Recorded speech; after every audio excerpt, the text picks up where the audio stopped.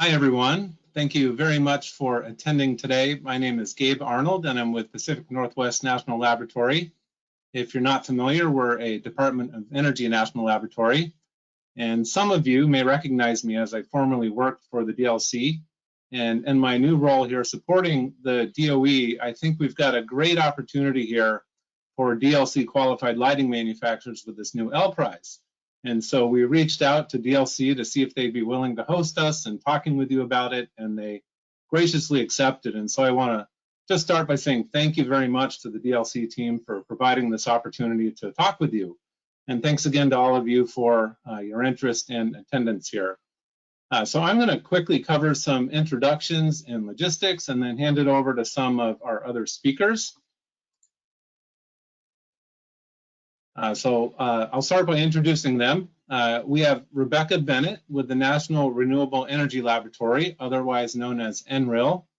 And NREL leads the administration of quite a few of these American-made challenge technology competitions that are run by the Department of Energy, including the L Prize. They've got one for solar, one for more efficient electric cables. There's a whole bunch of them if you check out the website. And we've been very fortunate to have NREL support on this. They're really the brains behind the platform of these prizes. And we'll hear from Rebecca towards the end of the webinar today.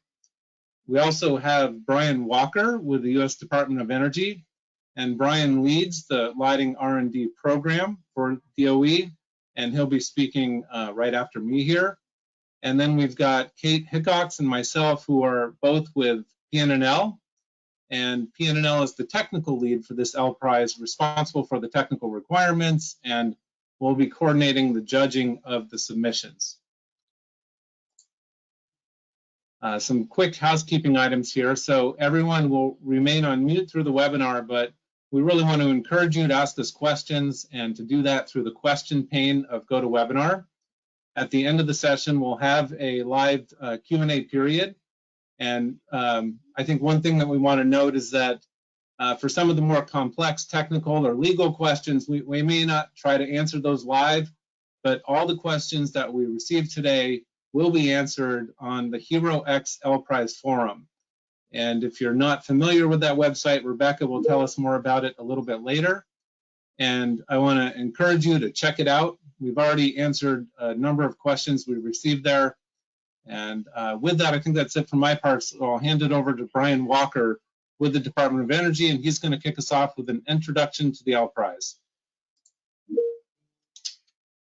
Great, thank you very much, Gabe. And again, I'd like to echo the thanks for our hosts, the Design Lights Consortium.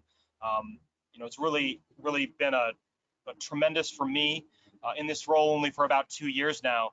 To see the innovation that the DLC has helped partner with, and so we're really grateful for this opportunity. This L Prize is now opening 10 years after the last one was awarded. The original 60-watt replacement LED competition was awarded in 2011, and of course, since then there's a lot that's changed, and folks might ask, well, why are we issuing L Prize now? If there's a solution, what's the problem? And that's what we're aiming to show on this slide here. And so basically on this next slide here. And so basically, I don't have to tell anybody who's tuned in now, I'm sure, LED lighting has progressed tremendously. Tremendously since the very start of the lighting R&D program, but even especially in the last 10 years since that first L Prize competition. In the process, LEDs have saved a lot of energy, carbon emissions, money, and on both in terms of initial costs of products as they've come down in price, but also ongoing money on utility bills in the process of that innovation. So many people that are tuned in here today, you're probably aware of that already. Maybe you were involved in LED technology even from the earliest days of its development. We should really be celebrating that accomplishment. However, it's important to note that that progress has not been uniform, and that's really the point behind showing this graphic here, which is to show, right, that in the world of LED adoption, different products in the market, and therefore the energy saving potential that LEDs is going to be able to have in different market segments. There are some applications that approach total adoption, right? Look at exit signs, for example. A-lamps, which were again the target of that first L prize competition, they're nearing 50% market penetration. And again, this is not just new install. This is looking at overall stock. So the overall average, as we're pointing out, the overall average adoption of LED lighting across all segments is 30%. And for the kinds of linear fixtures that are used in many retail or office settings, we're still early in the process. We're actually even earlier for connected lighting systems.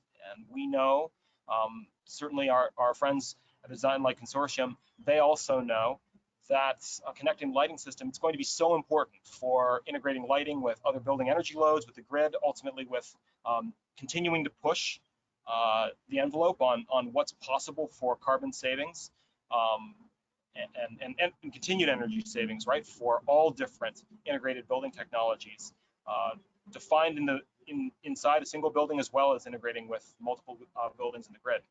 So the point is that there's been a lot of progress. There still remains significant potential. But due to some of the, again, especially in certain segments like commercial lighting especially, and like connected lighting even more especially, we're really interested in all the tools that are going to be at our disposal to try to address some of these lagging segments, and again, the ongoing innovation opportunities that exist in those segments. So on the next slide here, I'm going to show really what the L Prize is designed to accomplish. So as has been announced back in May, there are multiple different elements that we're trying to, multiple different goals that we're trying to achieve here.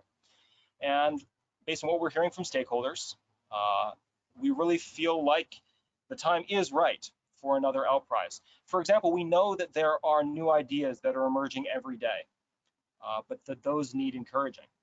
Some of those are going to come about as a result of new specifications, for example, from the DLC. Sometimes it means that an innovator is tinkering, but they haven't necessarily put pen to paper and decided what that's going to look like in terms of a design, in terms of a new concept. So in order to encourage those new ideas that we know are emerging every day, that's really the role of the concept phase. We titled it very self-consciously. We want folks to think about this almost like you would a concept car, except again, it's for lighting. So the idea is to spark new ideas, to provide feedback on them. And so if you are at a relatively small lighting firm, lighting design firm, lighting manufacturing firm, if you are a tinkerer, if you're an engineer that hasn't necessarily given a lot of thought to lighting, or you're just kind of curious and think about what could be possible. Well, this phase of the competition is really it's not only for you, but it's really squarely aimed to include you. And this phase is going to be open for 9 months. We're aiming for that window because we want to enable broad participation from students, designers, other researchers, lighting innovators, really across the board, including people, again, who don't necessarily think of themselves as lighting innovators or hadn't until now. So up to 10 winners are going to receive $20,000 each for those concepts. Now, we also know that many advanced features and designs also exist.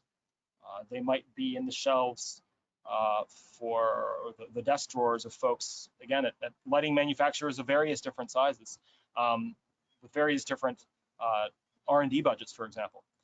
But even though those advanced features and designs exist, the pieces don't always come together. And really, that's the role of that next phase, that prototype phase. The idea is to seek prototype products that go beyond the forms, the materials, the functions that are commonly available in lighting today. So that's going to be open for 12 months.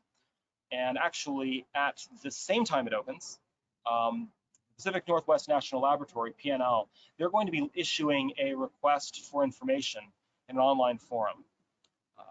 And it's another URL off of the same site that Gabe showed just a few minutes ago. And really that request for information, that RFI, is a means for any interested competitor to find teaming opportunities. The idea there is that, again, we recognize that lighting, for us to really push the envelope with lighting, it's not enough just to do one thing well. It's not enough, for example, just to push the boundary on, just to push the envelope on luminous efficacy, or just on color quality, or just on connected lighting. We're really asking for significant innovation across the board in all of these different categories. And we also recognize, again, that not every single innovator out there, not every single firm out there is necessarily going to have all of that expertise natively. So that's part of the idea behind having this teaming partnership open, again, at the same time that phase 2, that prototype phase opens.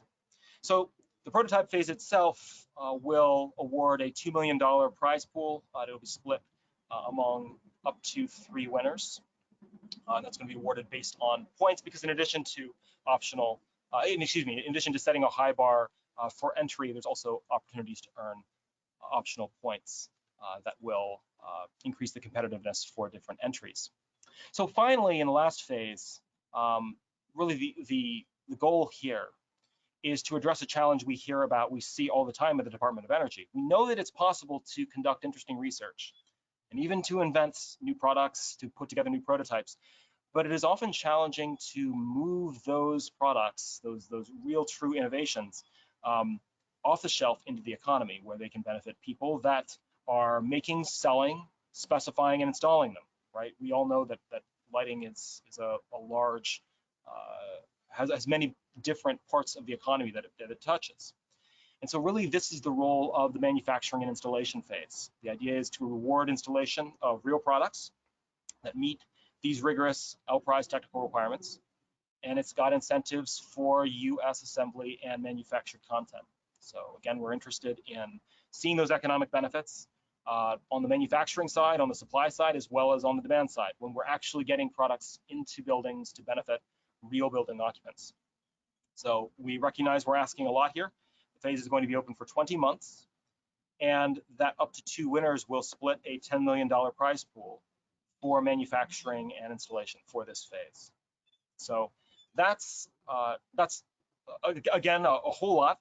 There are some moving parts in each of these different phases, and to learn more about these, to refresh your memory, do recommend that you take a look at that URL that's also located on this page. Okay, so I alluded to these technical requirements, and I'm describing them in broad form on the next slide. So the innovation goals and focus, when I talk about excellence and what we're looking for in innovative lighting, it's really necessary to do that across all 5 of these different categories. So yes, we're the Department of Energy. We're certainly not going to forget about the need to pursue more efficient solutions when using light. And so we're aiming to increase the lighting efficacy measured in lumens per watt by 25–50% versus what's available today, commonly available, I should say, today. We're also interested in making sure that we're not compromising on quality of light, which is why we want to encourage lighting that reinforces health, productivity, and well-being in a number of different performance categories. We're interested, as I mentioned, in connectivity. So we're interested in integrating controls that increase energy savings, and we're interested in product life cycle. So we're not only interested in for example, the environmental benefits associated with operational energy use. We're also interested in reducing environmental impact over the entire life cycle with sustainable use and end of life. And then finally, because again, we're taking a lighting economy approach to this, we also recognize that we don't have all the answers, and we recognize, just like for example, Tina Halfpenny has written, other people in our community have written, we need to make sure that we are sufficiently inclusive for all the possible places where innovation can come from. It's really the only way that we can claim that we are innovating as an industry, and that the Department of Energy certainly with our current leadership, but really at all times, it's just extraordinarily important for an organization for a program like the one that I manage to make sure that, again, we're doing everything we can to attract the talent we need, the innovative ideas we need to solve problems, and that has a lot to do with making sure that we are pursuing innovation specifically geared toward diversity, equity, and inclusion. So again, we describe that more in the rules, but that's an explicit part of this challenge and the points that we're awarded. So speaking of those points, we talk about them a little bit more on the next slide.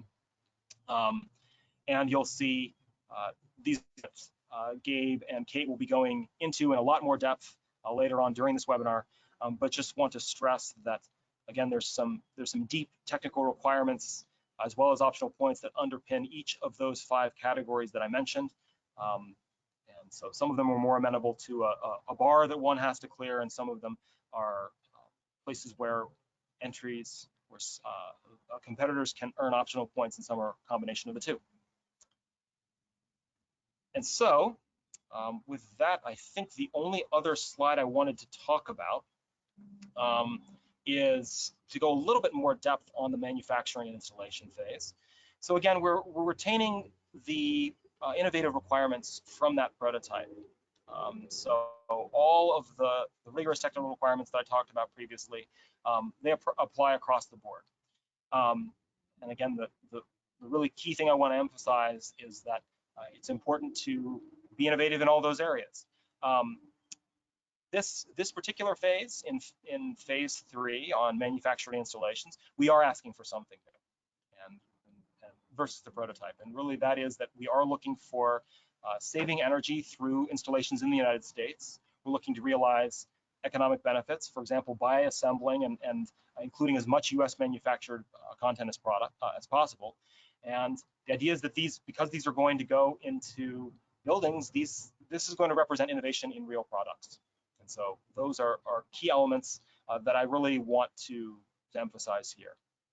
So with that, I just want to then recap on the next slide. Wanted to make sure that you keep in mind, right, that the takeaway from here is that the contest phases, they're open to all innovators. So that does include researchers, universities, designers, manufacturers, right, across the board. Now, it's also the case that these phases of the competition, they're not explicitly required as prerequisites one for another. So a competitor can choose to participate in any combination of the phases, not required to participate in all 3 or sequentially. If you decided you just wanted to try out your concept, which is the phase, again, that we opened in May, and that closes in November, you are not required to continue on. You could see how your concept does, see how it goes, and then maybe pursue a partnership opportunity or not. But the point is that the bar for entry for those concepts is low, and that's something we did on purpose. Likewise, if you're say a manufacturer that's not necessarily interested in tipping your hand, and you want to see how things go in the concept phase, but then you're very interested, for instance, in the prototype or the manufacturing installation phases, you have that opportunity. Now, that's also part of the reason, again, why we talked about that set of teaming opportunities that I alluded to in the slide. That RFI, it's going to be issued with the prototype phase. It's going to be open. It's going to be used to identify teaming partners, and so contact information there is going to be public. That's part of the point, is so folks can find each other. And the idea is that folks like manufacturing partners or energy services, contracting organizations, utilities, installation contractors, other folks that we're not thinking about, they might be useful participants in one or more phases of this competition. And so hopefully, by providing this vehicle to find one another, then that winds up being productive here at the L Prize and beyond. So that's what I wanted to emphasize here on participation opportunities. And I just wanted to recap on this last slide. So again, on the timeline, if you go one more slide forward, I just wanted to emphasize to all you see this URL at the bottom of the slide. If you want to learn more, please go there. Again, we've got a phase that's open at the moment. It's open in May, and please do check it out. Appreciate it. Now, Gabe, back over to you and Kate to talk about the technical requirements.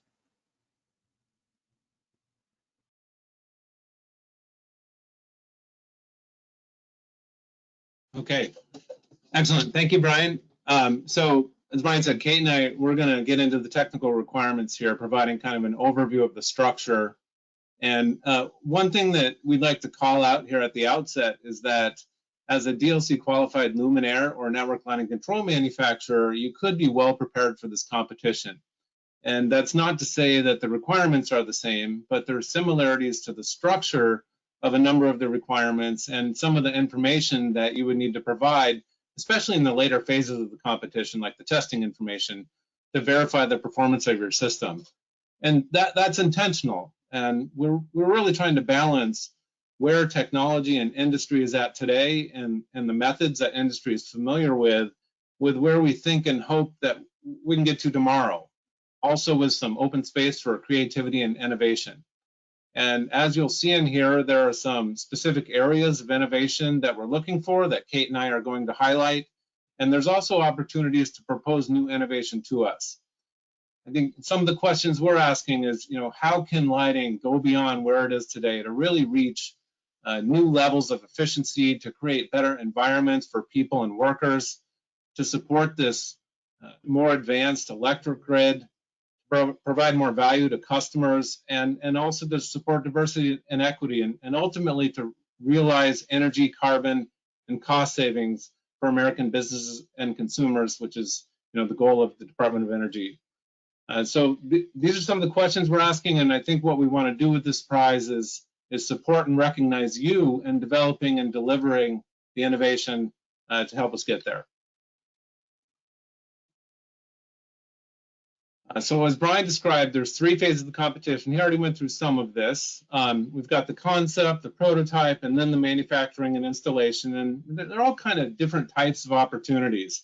The concept phase is just that. It's concepts, it's ideas. You don't have to manufacture any real products. And this is an opportunity to really think beyond and not be constrained as you would if you had to develop a real product. But then as we move along to these later phases, the stakes increase, we've got higher cash rewards, and we're looking for real physical, commercially available, installable products and systems. The manufacturing and installation phase has actually got points, right, for the number of installations at U.S. businesses. And by the end of this, approximately 3 years from now, we're looking for real installable systems that DOE and our partners could be like the GSA, the utilities, our Better Buildings Alliance, can really get behind to support their deployment at scale in the market. That's where we want to get to at the end. But circling back to today, the concept phase that we're in right now, this is this opportunity for ideas, for technologies and innovations that maybe they're not market ready yet, maybe they are. There's no requirement either way for this phase. But we're really looking for those great ideas that you have. Brian already said this, but one thing to reinforce again, you don't need to participate in all the phases. You can do just one or any combination, so pick which one makes the most sense for you. We really hope to see lots of diverse submissions from manufacturers, small companies, large companies, medium-sized. We're really welcoming everybody to this, and we're hoping to award it in that way. So it's a great opportunity to work with DOE on lighting of the future, be nationally recognized for your innovation, and receive some cash awards along the way. So getting into the technical aspects here, I just want to start with the type of lighting that's eligible for this L Prize. First, it's an LED competition, and only solid-state LED-based technology is eligible. Next thing to know here is that this is a competition for a complete lighting system. And so your submissions should include all the system components necessary to meet the L Prize technical requirements. So that's not just going to be luminaires. It's going to be sensors and control devices, interfaces, and software.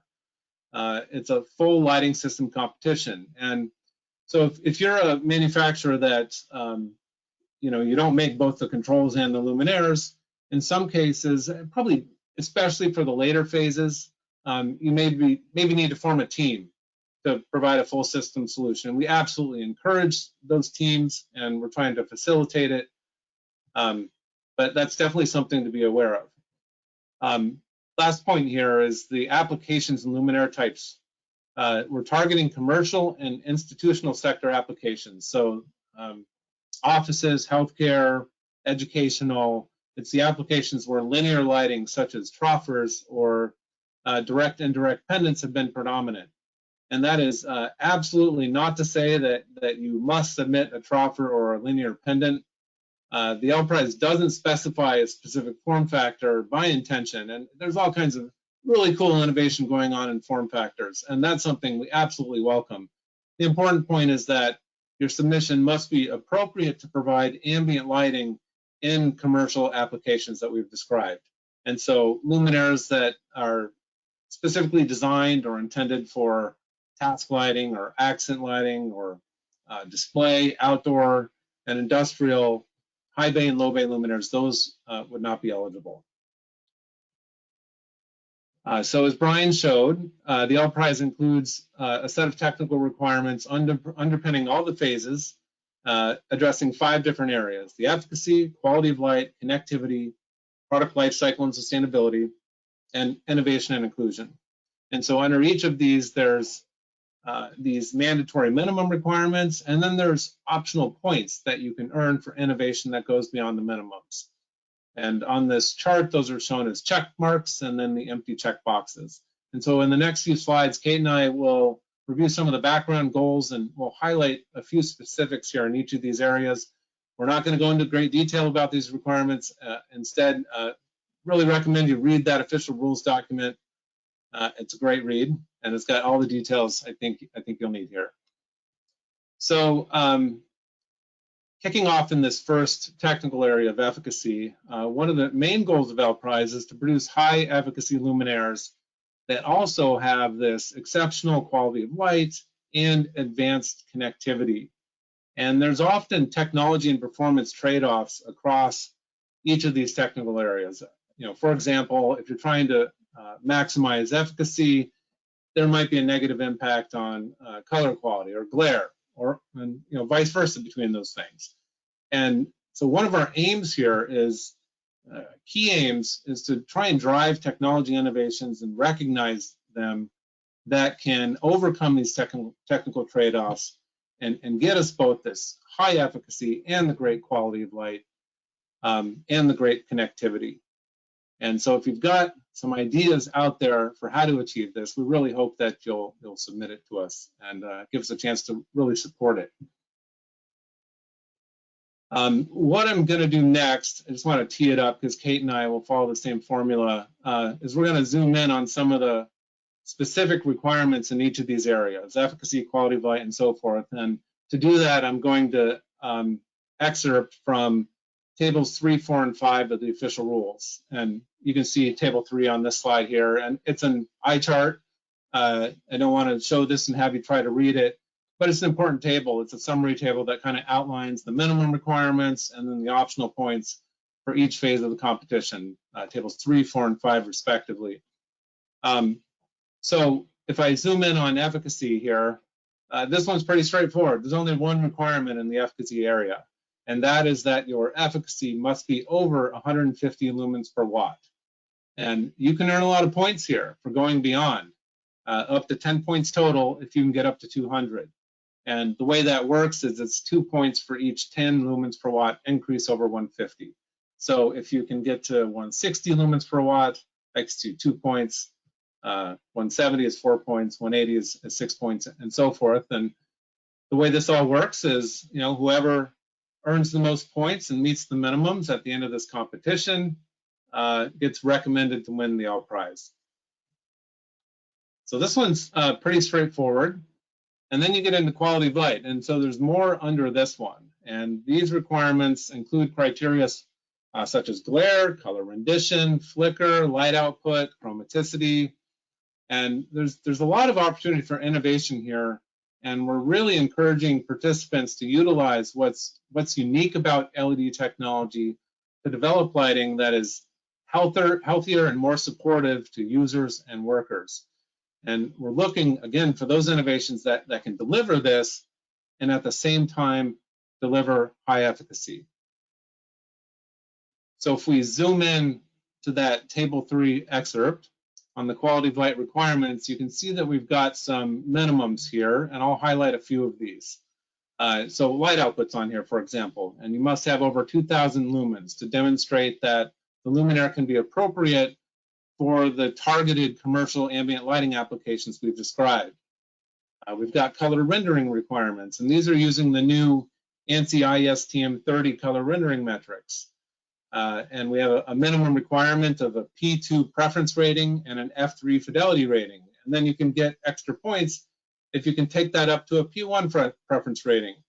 I know these metrics are new for everybody and they don't align directly with CRI, but I think just to give you a sense of things, the minimum here, a P2 preference and F3 fidelity, somewhere in the neighborhood of a 90 CRI. So a typical 90 CRI product would probably meet this, not for sure, you'd want to make sure of that.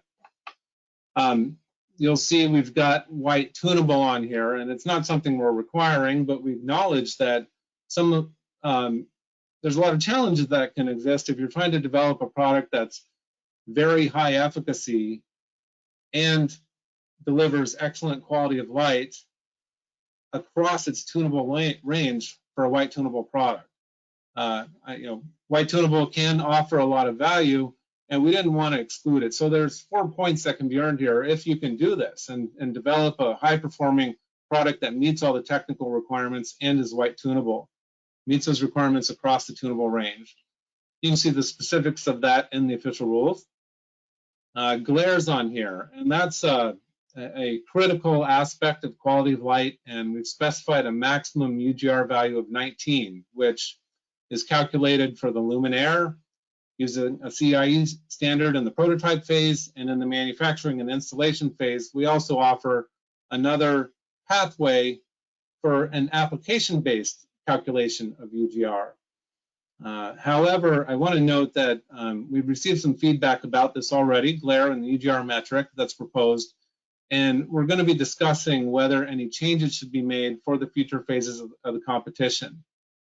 If you have any feedback on this, we've extended our comment period on the future phases of the prize until August 13th, and we're really interested to hear from you about this and about any of these technical requirements. We especially want to ensure that we are encouraging innovation in the right ways and not inhibiting it in any ways, and using the right metrics to assess performance. Last thing here, maybe I'll point out, is the temporal light modulation to really help ensure that a winning submission does not produce harmful flicker or stroboscopic effect, and you can earn points if you can innovate to an SVM value of 0.4 or less while meeting the other requirements. And in total, 8 points possible in the quality of light area. And the last area I'll cover before I hand over to Kate is connectivity. And this is an essential area really to realize the full value of LED technology and to realize smart buildings. And the connectivity requirements include aspects such as interoperability, addressability, energy reporting. All of these things are really fundamental capabilities for the next generation of connected and energy optimized buildings. Grid services capable. I think one thing about this is that if we want to get to smart buildings, it can't be achieved with siloed building systems. And so we really need this connectivity. We've got to connect systems together to unlock this full potential of energy savings, energy performance. So if we zoom in on this one and the minimum requirements and available points, I guess first let's talk about interoperability. And we've split this up into technical interoperability and application interoperability. And one thing we recognize is that there's really a variety of approaches and communication protocols being used by manufacturers. One way to get to interoperability is to have everybody get on board with the same standard. That's not where industry is. It may never be there, and it's not really feasible for us to require that through this competition. And so what we've done is provided some space for that in the requirements, and instead we put the focus on APIs as a means to achieve connectivity and interoperability between systems. So you'll want to review the official rules in Appendix A for the specifics of what we proposed here, but it's a really big topic. We've got some of these, I think, sort of baseline requirements: addressability, energy reporting, lighting control strategies. We want to make sure that any system that we reward has got these things. Cybersecurity shows up on here. Doesn't really come into play until the final phase, but we're asking that any system that wins the final phase and is installable has some sort of third-party cybersecurity certification. Let us know if you have any thoughts about that through the comment period. There are some areas where we're looking for specific innovation and offering some significant points. A couple of those would be like fault detection and diagnostics, and grid services capable. These are really priority R&D focus areas for DOE that have the potential to increase the value and benefits of connected lighting systems. And so we're looking for innovation in systems that can diagnose and even predict component failures to enable building operators to streamline their operation and their maintenance practices. And on the grid side, this is a really interesting one. We're looking for innovation in systems that can respond dynamically to grid signals beyond just basic demand response. It's kind of leveraging some of the advanced capabilities of the Open ADR standard. And there's a lot of work being done in this area. There's work being done with HVAC systems, water heaters, things like that. There's a lot of opportunity for lighting. Lighting's got some unique advantages here, one which it can respond almost instantaneously to a grid signal, whereas you can't just shut down a huge HVAC system right away. And developing building loads that can respond dynamically like this is really essential for us to realize the electric grid of the future that's powered by distributed and renewable energy. So this is part of a bigger picture we're trying to get at with this one, and it's an important one for us. Finally, there's points for things like standardized sensor ports that we think can help increase the use of sensors in buildings and reduce the risk for customers of adopting these technologies. This is an optional thing. It's referencing the Zaga and D4I standards, but it can earn you some points. And then there's points for, it's called here, ease of installation, ease of installation and configuration. So this is kind of referring to, right now, lighting that uses an architecture with class 2, plug and play power and data connection. So that's low voltage DC potentially.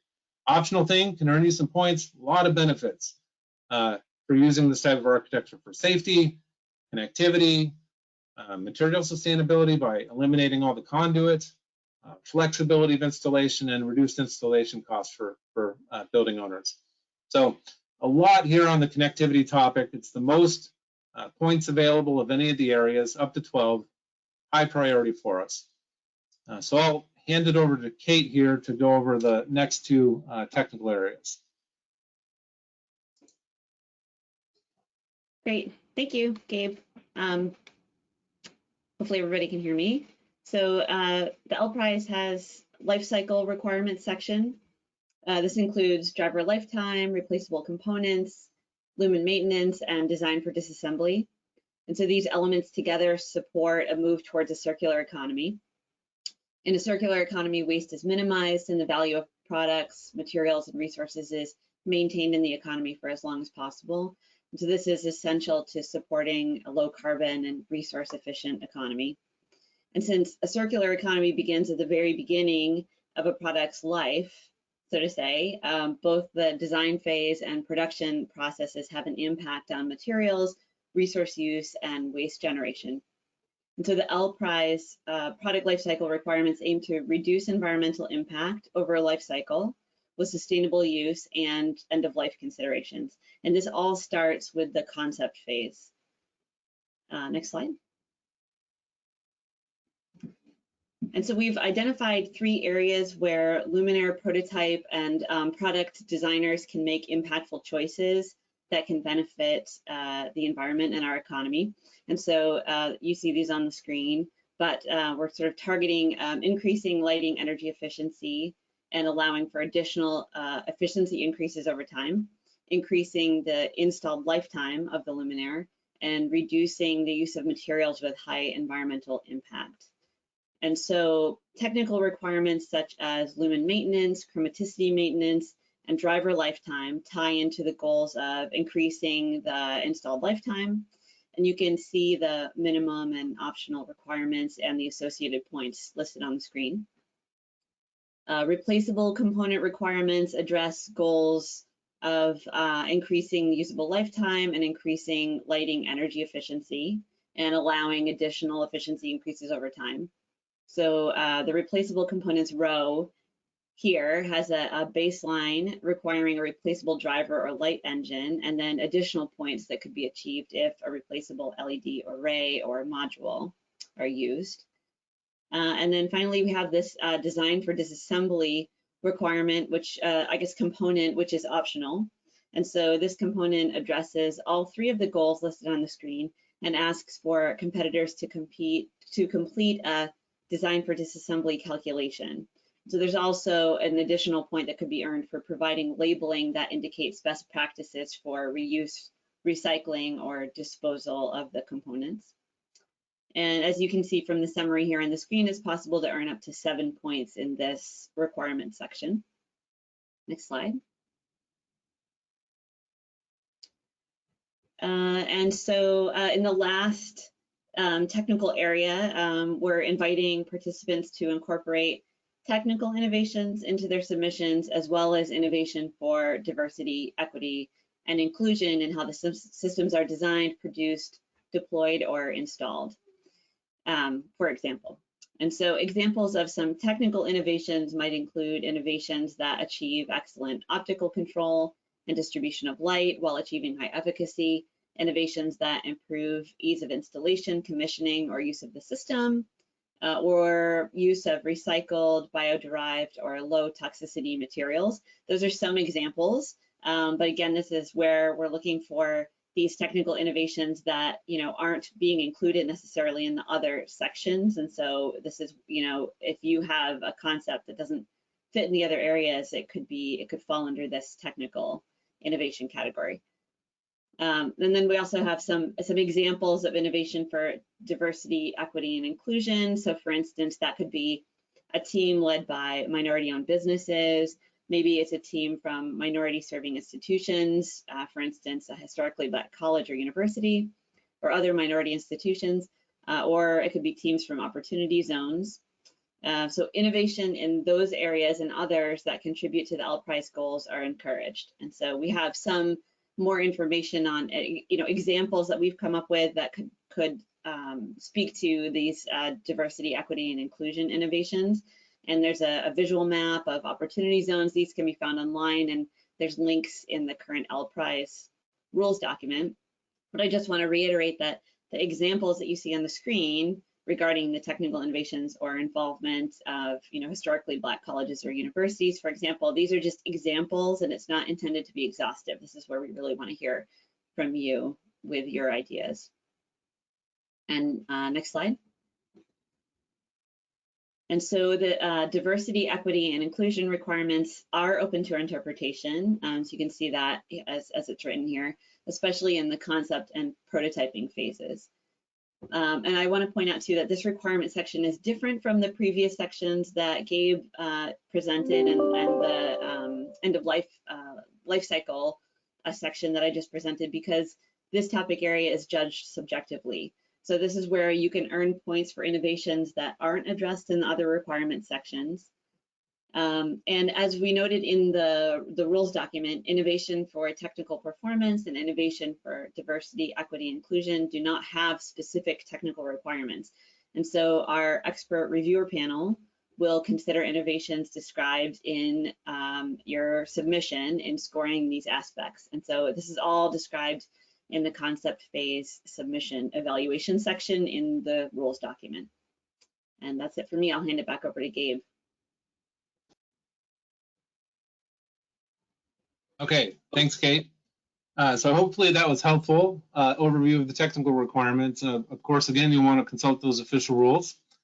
we want to provide just a little bit more information on the concept phase and how these submissions would be evaluated. So this phase opened in May, and submissions are due November 19th.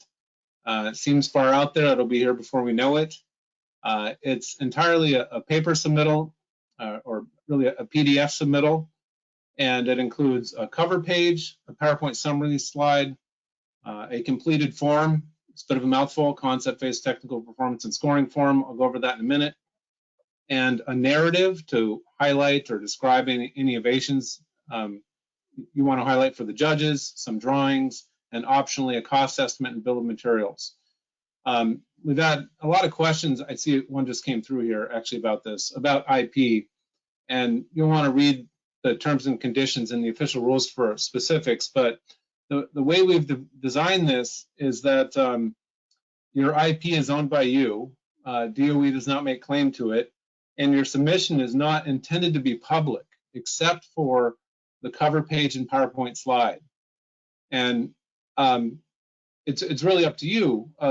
We provide some high-level guidelines, but up to you of what you put on the cover page and PowerPoint slide that would be public. So just don't put anything sensitive on there that you wouldn't want being public on these documents. But we're really sensitive on this IP issue. We understand some of the concerns.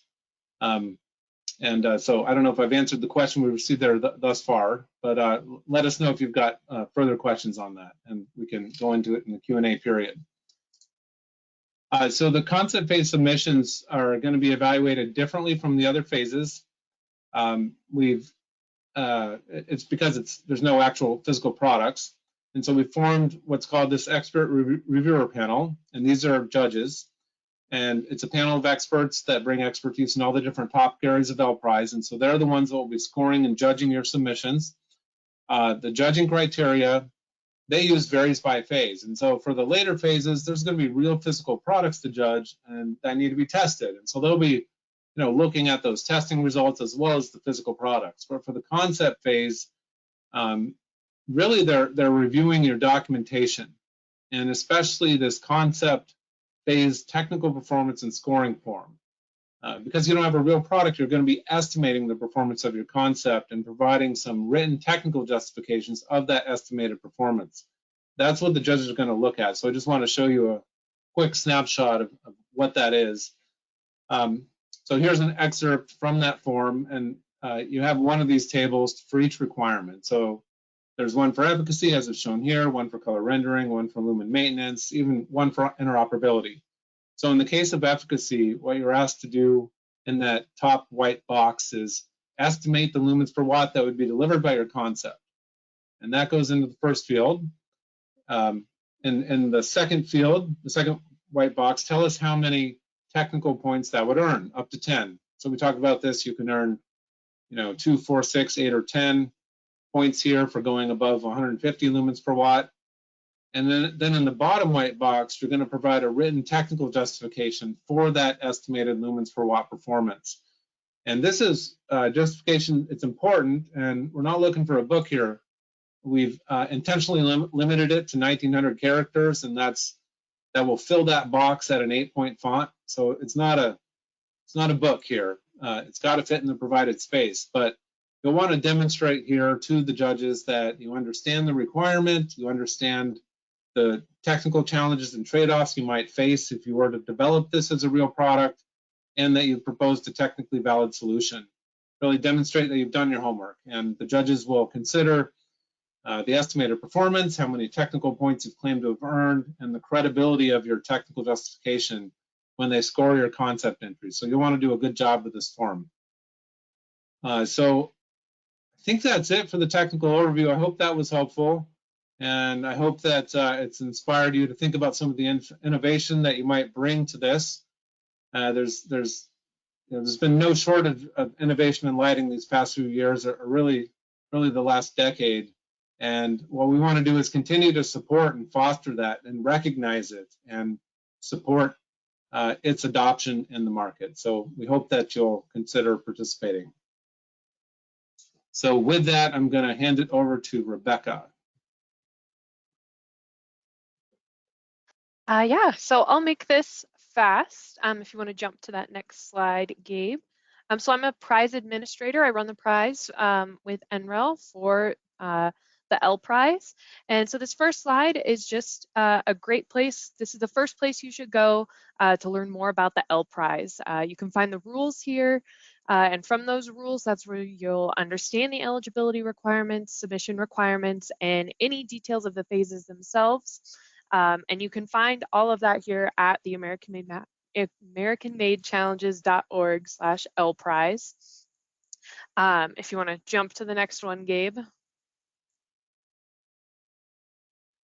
This is HeroX. This is our submission platform, but it's more than just a submission platform. At the bottom bar there, you can see several different tabs. So by clicking through those tabs, you can learn all about the prize. You can submit questions, all sorts of things. The overview, of course, is for general info. There's a guidelines tab that'll take you to the rules. We have a timeline, so it's a broad timeline of the prize. The rules does have a more specific timeline inside of it. And then there's also the forum, which we've mentioned several times now. We post all of our Q&A that we receive to the forum. So if you have questions, technical questions, prize administration questions, teaming questions, all of them are posted on the forum. So we definitely encourage you to go there. There is a Teams tab. It's where innovators and teams are listed. Then there's the Resources tab, and that's where you can find the comment form, which we've talked about, the RFI teaming list, which will come in our next phase, and the official rules documents, as well as links to this webinar and others. And of course, be sure to follow the prize so you can receive all of the information and stay updated as we move forward through our phases. And again, if you have a question, you can email us at lprize@nrel.gov, and I believe we'll have that posted on our last slide. You can go to the next one, Gabe. And so this is just a reminder of that comment period. We have moved the deadline to August 13th, 2021. So the comment period is about the requirements and timelines for the subsequent prototype and manufacturing and installation phases. Those are provided as a draft in the official rules document. So we're inviting input on these future phases, requirements, and timelines. So we're interested in feedback. For instance, are the timelines for these future phases feasible for you to participate?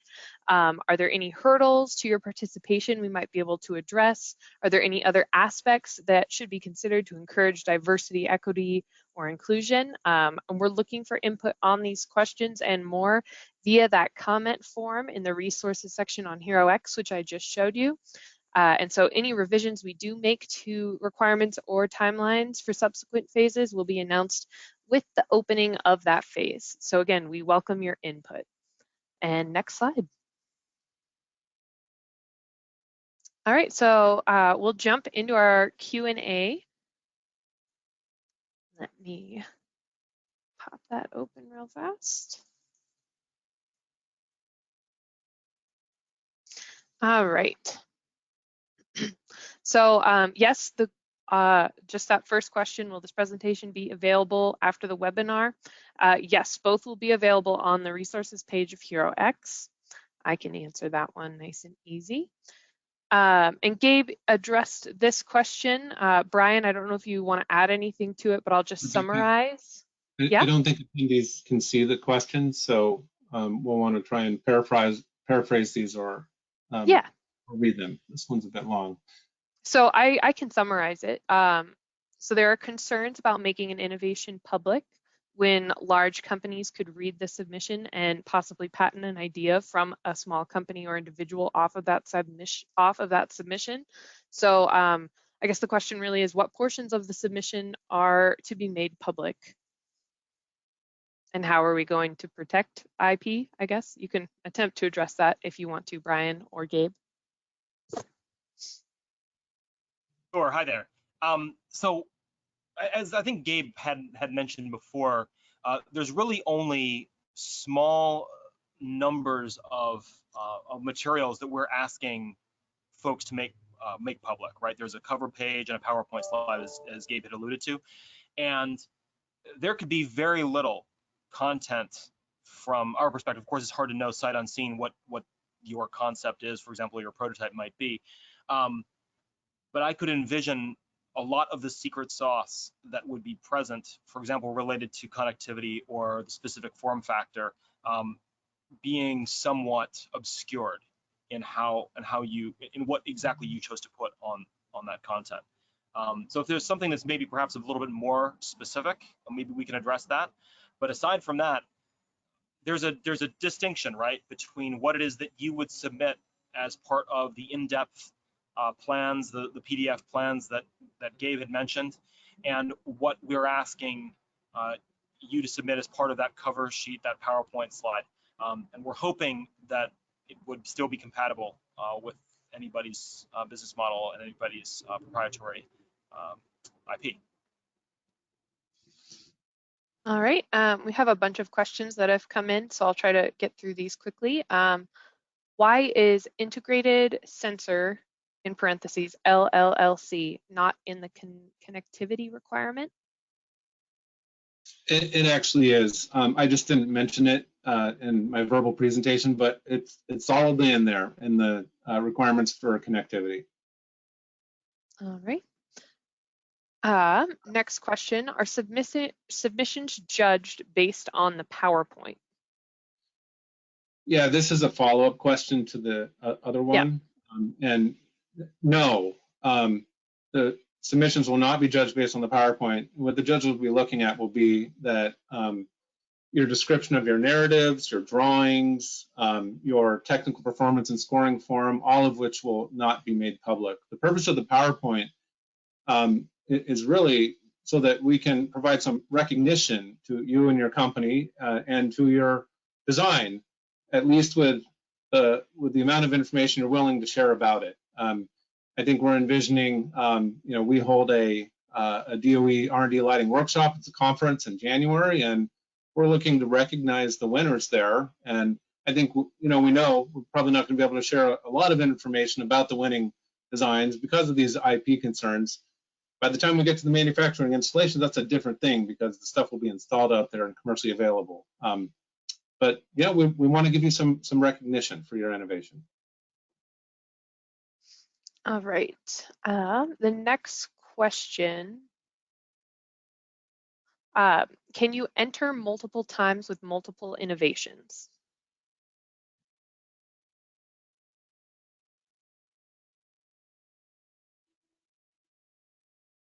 So if the question is about multiple phases, the answer is definitely yes. We are asking for each phase, each submission to be a distinct set of team members, but that doesn't mean that one person couldn't, for example, be a participant in multiple teams. And so we address this to an extent and in greater depth on the forum, and so I'll encourage you to take a look there to see some of the specifics, but the short version is that there are some restrictions on the number of entries that can be submitted. And so I encourage you to check out the forum to find out more details. All right, I think we can get one more question in. The rest of them we will try to answer on our forum. So if you want to check there, you can do so. And so this last question, does having a minority team member count towards inclusion? I would say that it is a way of addressing this. As Kate had mentioned, there's actually it's actually difficult for us to say, and especially in this setting, exactly what exhaustively would constitute innovation and inclusion. I would say that is a way, having minority team members. I'd also say that attention could be paid, for example, in the manufacturing and installation phase, into where these products, these lighting designs, right, are realized. How is that happening? Where is that happening? Both on the manufacturing side again and on the installation side. So it need not be restricted only to the composition of the team, but that's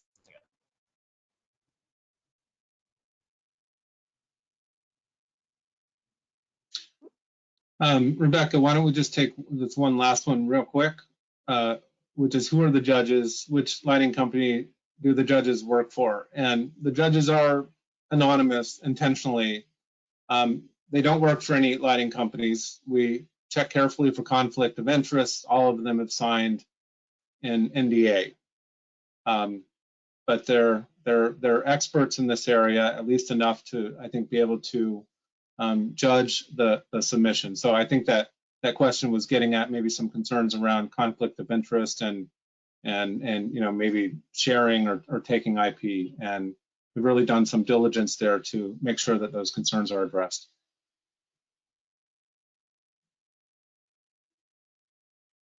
All right.